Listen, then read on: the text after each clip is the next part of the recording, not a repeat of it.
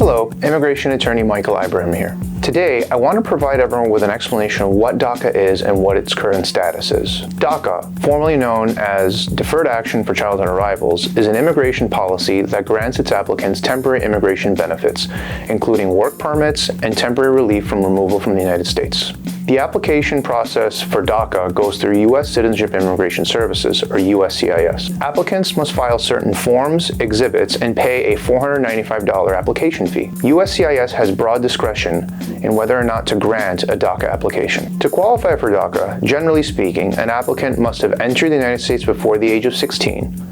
They must have been born on or after June 15, 1981. They must show that they are enrolled in or graduated from a GED or high school program.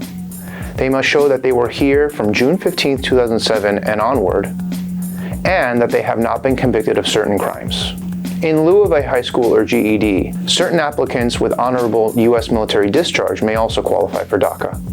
As I mentioned, DACA has several benefits, including a valid Social Security number, temporary work authorization, and the ability to remain in the United States in a quasi-immigration status. DACA is renewable every 2 years so long as the person remains eligible.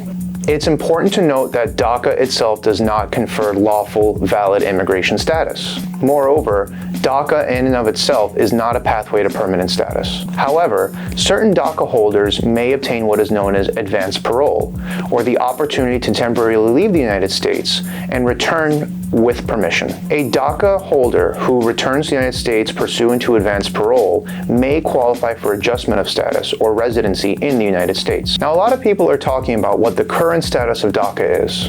Several federal courts across the country have had their say on whether DACA is legal or not, and USCIS has heeded these court decisions. The current status at USCIS of DACA is as follows. Current DACA holders may continue to renew their DACA. Former DACA holders who no longer have DACA may file new applications for DACA. Individuals who have never had DACA will not receive DACA through USCIS.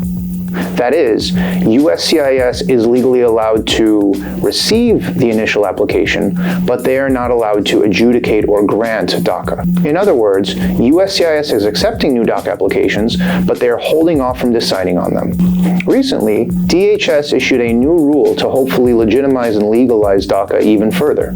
We did a blog on this. It's available on our website. One thing is for certain, there is a lot of uncertainty related to DACA. If you or a loved one are a dreamer looking for more information on your DACA application or your case in general, contact Ibrahim Law Office today.